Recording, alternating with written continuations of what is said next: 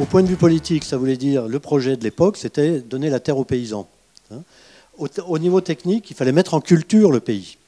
Et donc mettre en place les nouvelles normes agronomiques, en gros la polyculture élevage, qui permettait de supprimer la jachère et de mettre en valeur les zones qui n'étaient pas cultivées.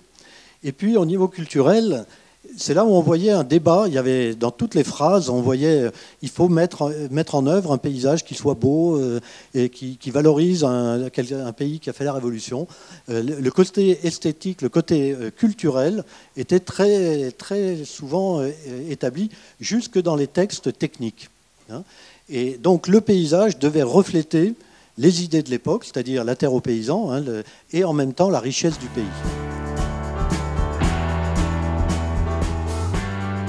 Le 19e est la belle période de la ruralité qui a été capable de transformer des paysages un peu en ruine, les paysages qu'on avait au moment de la Révolution, et qu'ils ont transformés en des régions. Si vous voulez, la France est devenue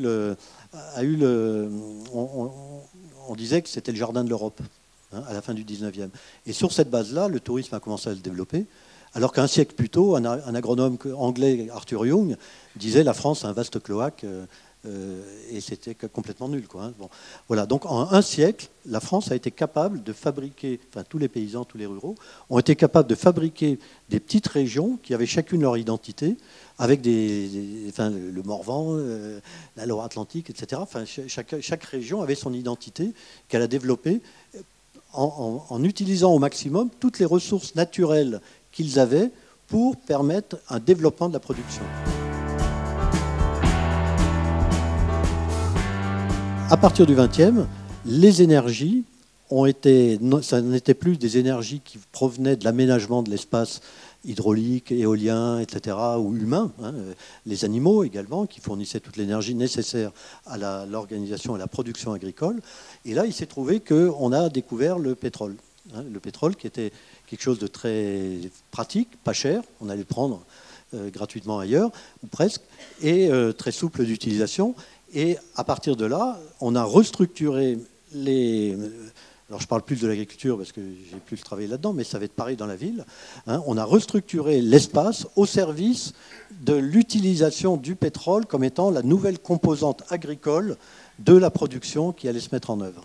Et du coup, toute la finesse du travail qu'on avait réalisé dans chaque petite région pour utiliser l'hydraulique, faire travailler les animaux, etc., l'éolien qu'on avait dans chaque territoire, qui donnait une qualité particulière à chaque terrain, n'avait plus de sens. Ce qu'il fallait, c'était pouvoir utiliser le machinisme, utiliser les engrais, et donc faire des sols qui soient le plus plans possible. Donc les régions qu'on a pu mettre à plat se sont modernisées. On a fait les remembrements, on a fait le drainage, on a fait l'irrigation. Et on a modernisé tout ce type d'agriculture. Quand il y avait trop de pentes ou que c'était trop humide, et on a abandonné, on a laissé tomber ces territoires qui n'étaient plus assez rentables, puisque le travail humain, tous ces travails anciens, n'étaient plus assez rentables par rapport aux territoires qui avaient une énergie gratuite, presque. Multi-usage du sol. Alors en agriculture, on a des trucs comme on entend beaucoup parler aujourd'hui de l'agroforesterie, et ce qui est en fait finalement une reprise des pré-vergers. Sauf que les arbres, on les remet au service du bois et non pas des fruits. Mais on sait par les chercheurs aujourd'hui que ces systèmes d'agroforesterie, sur les mêmes parcelles, on met des cultures ou de l'élevage et des arbres, sont plus rentables, de 1,3 fois plus rentables que les systèmes simples, où on aurait d'un côté des cultures et de l'autre côté de la forêt.